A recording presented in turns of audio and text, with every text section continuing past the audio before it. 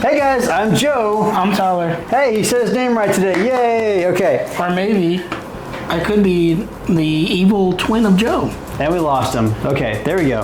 Anyways, today we wanted to go ahead and talk to you today about some more Goodwill Finds. We've talked about it. Sometimes you get lucky, sometimes you don't, but guess what? As of late, we've been very lucky at finding computers. But I also have a squad that goes out like half across the city of Phoenix looking at Goodwills trying to find computers. So we get a little bit more luckier than most because we have a lot of Goodwills. This beautiful machine right here is another machine that we picked up at Goodwill for guess how much? All of $30. That is right, we buy a computer for $30. How old is this computer? What's in it? Well, that's the issue. This computer came out in 2009, 2010. So this thing's about 14, 15 years old. It's ancient. So Windows, no go, not happening at all. So what we did do is we put Linux on this machine. And if you happen to watch our Linux video where we just talk to you about installing Linux and what is Linux, Linux is great for older machines, just like this one. So that's what we did. We put Linux on this thing. We put Ubuntu, which is a very, very, very light operating system, which actually makes this machine usable 15 years after it was made and probably about, 8 or 9 years after it was actually good to use. Let's talk about the specs of this little PC. This is a Dell Inspiron. It has an Athlon V2 X3 processor inside of that. I know that's a little mouthful. What it is though, it's a 3-core, 3-thread processor. And then it runs on DDR3 RAM, max speeds of about 1300 megahertz, roughly, give or take.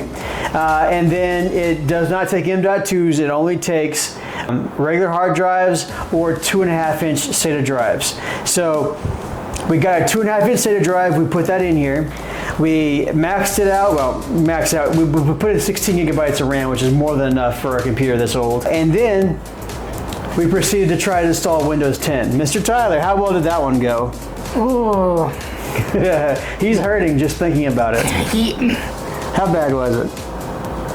We probably would have been turned into dust by the time it got done.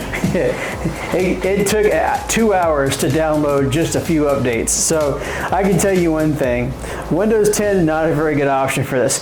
That's why we went to the next best option. We went to Linux.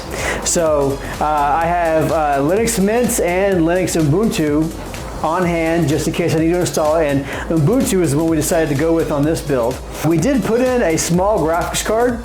I had a little RX 550 2GB graphics card lying around just so we wanted to try to see if we can probably play a few old games. Mr. Tyler took it home for a couple of days, and how fun was that experience playing gaming on Linux on a 14-year-old machine? Oh boy. We'll get into this. 2 of the games, no problem. One of them I did have to turn down the resolution and the graphics on it, but... Which game and how much? It was Left 4 Dead 2 that I got for 99 cents on Steam. Hey. So there's only a handful of games that you can play on Linux. And that trying to find games to actually play and run on Linux is quite the challenging. When you go to buy the game, the little symbol is right next to the game. It'll have the Windows logo, it'll have Apple, or it'll have Linux or SteamOS, which is the same thing. Coming to the third game, Resident Evil 7 Biohazard, I was ready to just throw it out the window at that point. So laggy that it was just unplayable. But he was able to play 2 games on a machine that's 14 years old. So hey, you have to give it there. It was able to play very small, very few handful of games on Linux on a 14-year-old machine. So look, it survived. It survived Tyler's house. It survived Tyler. That's all I need to know. This machine it's definitely a workhorse. And it's still intact. It's still intact. It still works. We wanted to tell you just how much fun you can have just by playing around with this stuff. I'm sure in someone's attic or garage that you know, or someone has a storage unit, they might have an old computer lying around. You go to a thrift store, you go to a flea market, you go somewhere and you see an old ancient computer lying around. Well, you know what? If it turns on, you can do some stuff with it and have some fun with it. If you're really hard up for money and you are so broke you can't even afford your own feet, well, guess what? You can put Linux on this thing for free. All you need is a flash drive. This machine actually is usable for surfing the internet and watching videos, stuff like that. You can probably do some typing documents if you wanted to. I wouldn't use it for much more than that. And again, with Linux, not with Windows, with Linux.